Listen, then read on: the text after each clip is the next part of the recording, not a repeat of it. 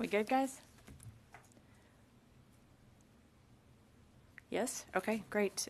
So today we have for you Colonel Hope Williamson-Younce, who is the commander of the 627th Hospital Center.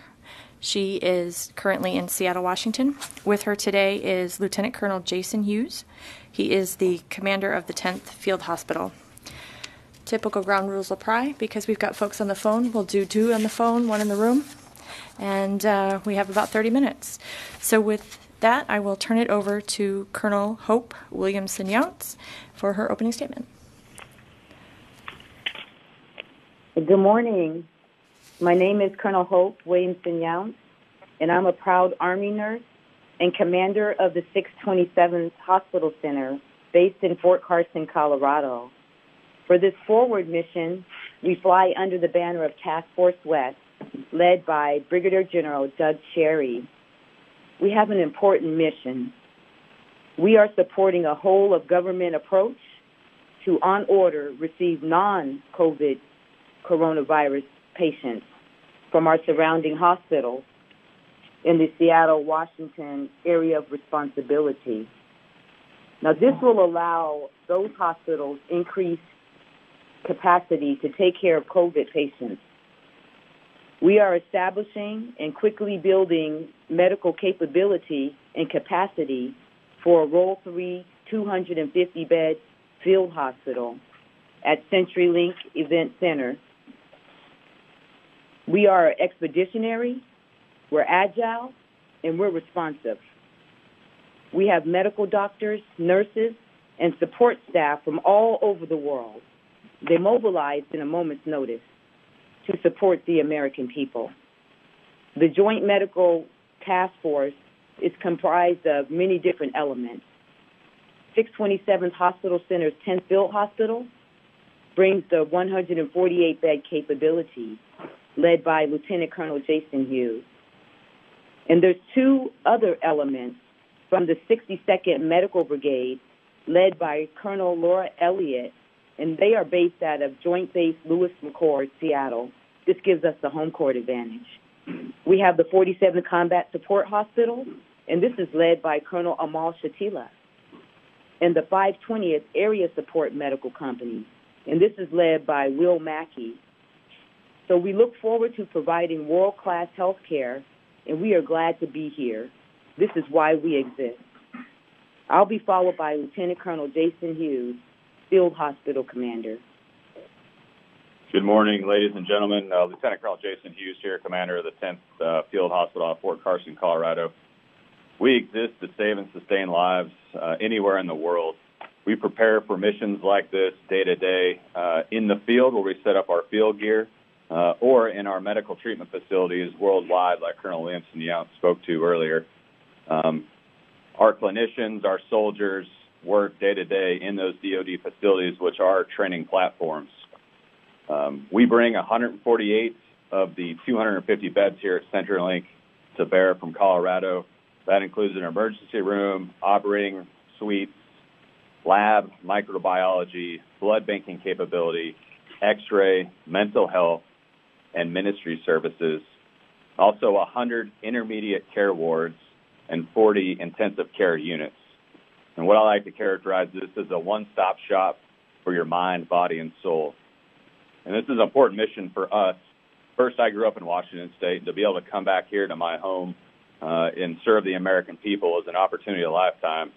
But these soldiers are excited to be here and do their mission. That's why they signed up to serve the nation, raise their right hand, and come and serve the American people, whether that's abroad or, in this case, at home. And so we're excited to open up beds for those non-COVID patients to come here and get the world-class care that we provide daily in our MTFs, and then allow people that have COVID to access to care so we can save as many lives as possible. I think now we'll open up for questions. Great. The first question goes to Lita on the phone. Hi, thanks. It's Lita Baldor with AP. Can you tell us, number one, how many total medical personnel you have, if you have started accepting patients yet, And what do you see as the challenges? What are you hearing from the hospitals as far as what patients you would be able to expect and how quickly you can expect them? Thank you. Yes, ma'am. Great question. Lieutenant Colonel Hughes here. So we have about 500 medical professionals on the ground setting up the hospital currently. Some of the challenges that we face here is when we go to war, we set up on the field, we set up in tents, we construct a tent city, and we have beds that are close, near to each other. So privacy concerns that we have for civilian patients, we're constructing barriers in between the beds that we wouldn't normally have in a field setting. Some of the other things we're working with are noise abatement for our oxygen generation systems and our power systems to make sure that the civilians that come here have a experience commensurate with what they'd have at a local hospital here. We have not seen patients yet. We're still currently in the build phase of the hospital. And as far as what patients we expect to see coming here, those discussions will be had clinical specialty to clinical specialty with those local hospitals to make sure that we have the capability to support those patients that come in here. The standard of care will be the same. We just want to make sure we have those specialties and we understand the needs of the patient so that care that they receive here is the same they would at the local hospital they're being referred to us by. So what's important to note is we will not have an open ER like a normal hospital would have. We are a referral facility for those local hospitals to offload patients from their beds into our facility to open up beds for COVID patients in the local facilities. Thank you. Next, we'll go to Tara. Hi, thank you. Tara Koch with McClatchy. To follow up on Lita's question, do you have a timeline for when you think you'll take on your first patients? And then more broadly, there's been some concern that these hospitals and the hospital ships themselves are just going to treat non-COVID when the strain on the hospitals is really the COVID patients, especially since all the elective surgeries have been postponed. Are there any discussions to maybe convert this field hospital to be able to take on COVID patients, because that might be really the overflow that pushes the Washington State hospitals? So, ma'am, this is Hope Williamson-Younce. That's another great question.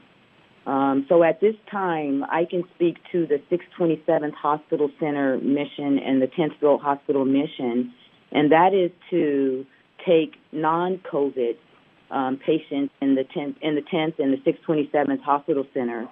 So this 250 bed will relieve that burden, if you will, on our civilian hospitals, and they will have the freedom of maneuver to then have the capability to take care of those COVID patients. And so that is the best place. I am a nurse practitioner, so that is the best place for those patients to be inside the fixed facility in a controlled environment. However, we will do the screening here at the door to make sure that we do not receive COVID-19 patients. If we do, by chance, we are prepared to isolate those patients and then again treat them with the same care, dignity, and respect and get them back in our fixed facilities, if that makes sense. Great. Go ahead. Sure, and thank you for that. I guess as a follow-up, are there any discussions or would you be able to convert to a COVID treatment facility if that's really where the need is? Some of these Washington State hospitals, although there was initial strain after all the elective surgeries were postponed, have ample room right now. And if they get overrun by anything, it's going to be COVID cases. Thank you very much, by the way. Yes, my pleasure, and understand. So your question, that's a policy question for the Department of Defense, and I can only speak to the 627th Hospital Center, 10 Field Hospital assigned mission at this time. Thank you, Hope. We'll go to Tom here in the room. Yes, Tom Bowman with NPR. You talked about 250 beds. They'll be at the Century Link Center, is that right? And also, do you have the ability to expand beyond the 250, or would you have to call in other units?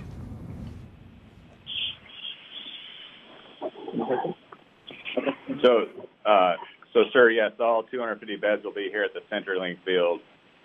If there was an expansion capability, there would be a need more clinicians to fulfill that capability. So that's really between FEMA and the states to determine that. But as far as what we brought to bear here at CenturyLink, those are the providers and the soldiers and the capability we have here currently. Well, since Seattle is a hotspot, I'm sure someone's doing projections either at the state level or at FEMA. Do you expect that there'll be a greater need there? And then finally, who runs the CenturyLink Center? Is that a city facility? Is it private? Yeah, as far as the projection, I mean, I think the Department of Health and CDC have those projection numbers, so I would defer to them. As far as who runs the facility here, so we're working hand in hand with the staff here at CenturyLink, which obviously works with the Seattle Seahawks. As far as who owns it, I'm unaware of that, but I know that FEMA and the CenturyLink Event Center are working hand in hand to make sure we have everything we need to support the people here in Washington State. Are they renting that facility? Do you know, FEMA? Contracted. Yes, sir. This is Hope Williamson-Younce again, and that's correct. This facility is being contracted by FEMA. Great. We'll go to Courtney on the phone. Hi. Thank you. It's Courtney Cubey from NBC News. Just two follow-ons. Do you have any respirators in the facility? So if, in fact, you were changed to a COVID mission, you would even be able to treat patients. And then you mentioned, ma'am, that you're screening the patients as they come in, which is different than what we've learned from the hospital ships, where the hospitals that transfer the patients over have to do the screening and include the full-on COVID test. And unless someone comes back negative, they aren't transferred to the hospital ship. So I just want to be sure I understood that correctly, that the patients are not screened or tested for coronavirus before they're actually brought to the hospital. Is that correct? No, ma'am. It was your former, as you said. The patients that are being transferred from the hospital, they're screened and they're cleared prior to getting to the 10th field hospital center here to our 250-bed field hospital. Again, as out of an abundance of precaution, when they get to the door here, we screen them again to ensure that they don't have a temperature, and we also do the questionnaire from the CDC to make sure that these patients are not high risk. So out of abundance of caution, again, we'll screen them before we take them into the facility to make sure that we keep the soldiers and the medical staff here safe. And then to answer your other question, you talked about respirators or ventilators, I believe is what you were speaking to. I'm sorry, yes, I always mix those two up.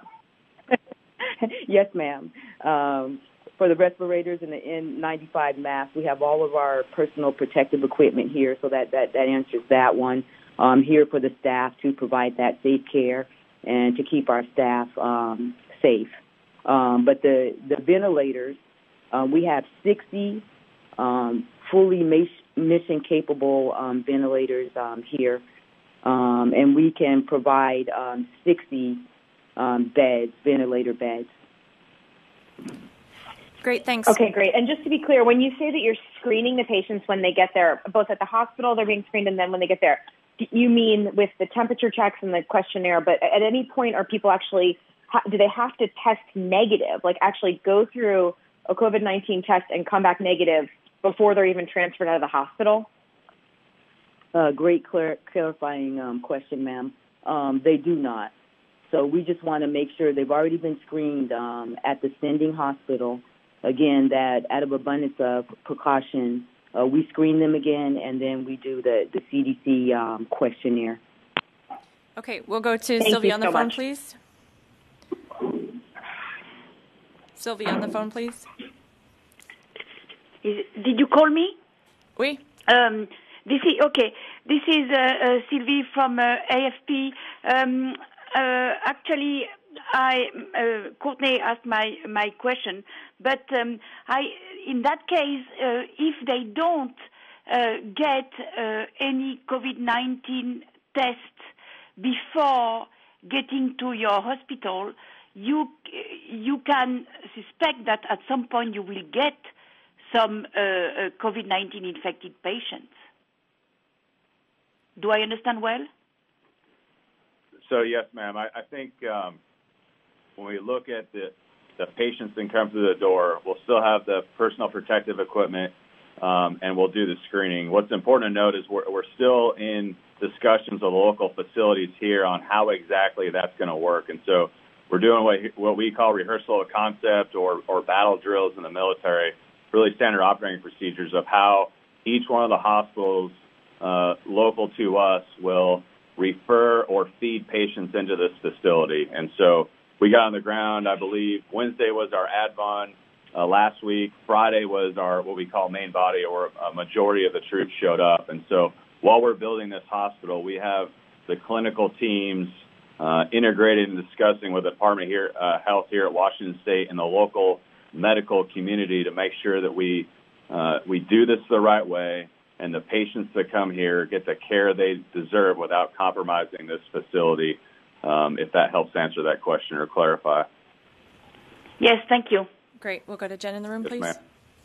Jennifer Griffin from Fox News. So just if you could state clearly, right now you're still in negotiations with how you will test the patients in the hospital before they're transferred over. Do you expect and are you demanding that they have a negative test, either that comes back within hours or sometimes it's taking days before they transfer? And then second, you say you have 60 mission-capable ventilators, but yet you're not going to be getting COVID patients. Wouldn't those ventilators be better used elsewhere? So I'll let Lieutenant Colonel Jason Hughes answer the first part of the question, and I'll answer the second part of the question for the ventilator use. So, ma'am, as far as our negotiations, I don't know if I would consider those negotiations. It's more discussing how we take care of those individual patients. So right now our mission, as we know it from FEMA, is to take care of non-COVID-19 patients.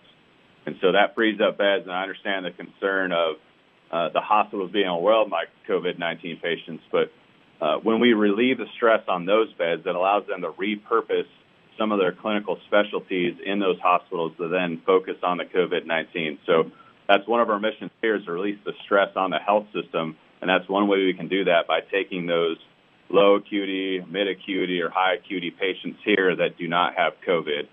And so I can't speak to exactly how that's going to work because, again, we're the clinicians that deal with this day to day, the public health officials are working on how that referral process is going to work to make sure that this hospital does what it's asked to do by FEMA. And I'll be followed by Colonel Williamson-Younce. And so Hope Williamson-Younce here again. As Lieutenant Colonel Hughes stated, this Role 3 facility for the 250 beds, the capability is to provide low through the high acuity care for our patients. So should we need those 60 ventilators, we are prepared to utilize them.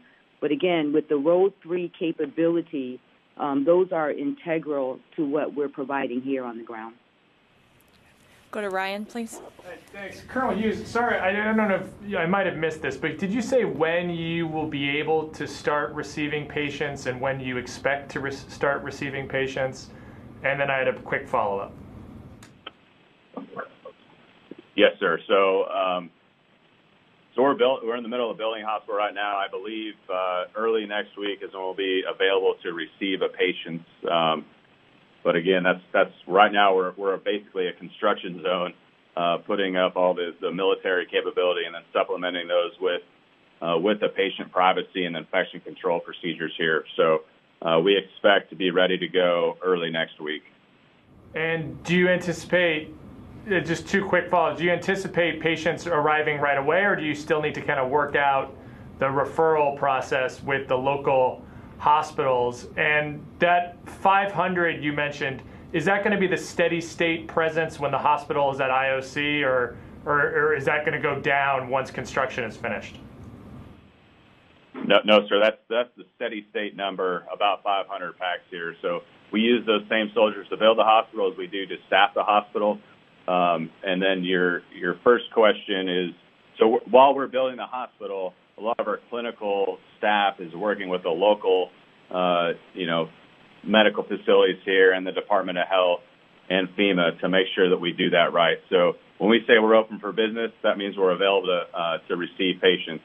Now, whether the hospitals offload patients to us immediately, that remains to be seen based on how the numbers that are going through those doors there. But we'll be ready, whether they come or not. We'll see what the local network can handle. But we'll be ready to go early next week. Excellent, thank you. Great. We'll go to Therese on the line. Yes, hi. This is Therese Garnier with Newsy. Thank you so much for taking my question. I just wanted to get clarified the numbers that you stated. I believe you said it was 148 beds, 100 intermediate care wards, and 40 ICU units. Is that correct? Ma'am, it's 48 ICUs, but that's just my part of the hospital. So of the 250 beds here, I bring 148 of those, and that's what they have. The 47 cash brings another 84 beds. 24 of those are ICU, and 60 are ICW. And then the 520th Medical Company Area Support, also out of Joint Base Lewis-McChord, brings 40 minimal care beds. And so that's what we'll have here total. Thank you. Okay, we'll go to Yes, Jeff ma'am. on the line. Thank you very much. I just wanted, this is Jeff Schogel at Task and Purpose. I want to do a follow-up on the question from my colleague at Fox News. I understand that you have the full spectrum of capabilities at this hospital, but given the dire need of ventilators, and unfortunately I'm very well acquainted with what ventilators are used for, why not provide the 60 ventilator beds to local hospitals? Thank you. Sir, that's just a great question and forward thinking on your part. But again, we've been assigned this mission to provide that full spectrum capability of low acuity to high acuity with a requirement space of providing ventilated beds. So to move forward in the way ahead, that is a policy question for the Department of Defense. And I can only speak to the 627th Hospital Center and 10th Field Hospital assigned mission. Great. We'll go to Tom in the room. Yeah, it's Tom Bowman again with NPR. Colonel, Seattle, again, is a hot spot. And the volume of patients coming into the Seattle hospitals are COVID-19 folks.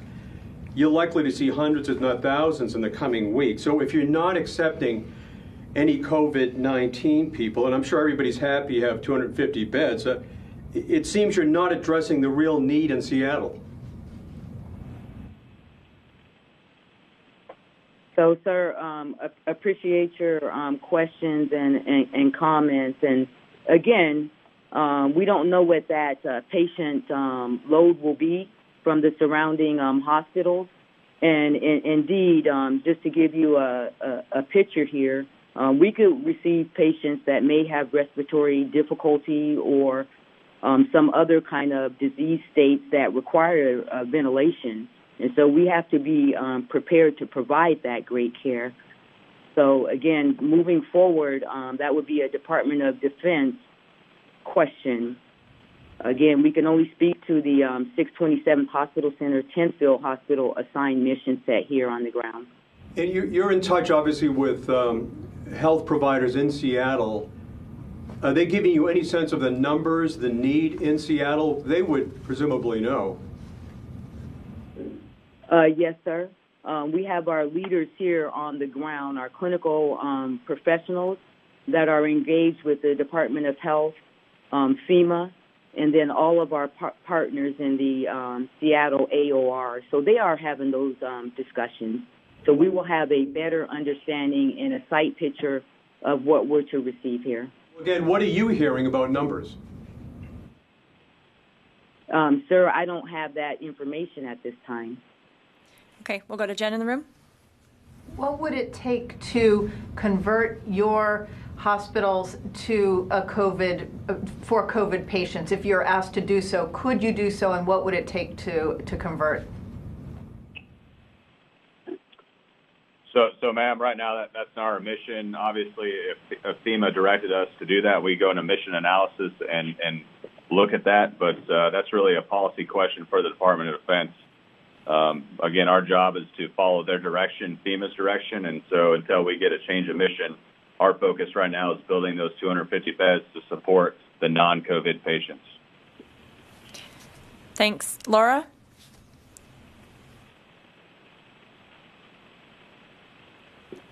Nope.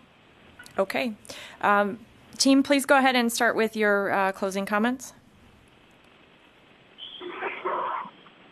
This is Hope Williamson-Younce again. I just wanted to thank you all first for those questions. They were very insightful, and so thank you again for your questions. And hopefully we answered your questions to the fullest extent possible.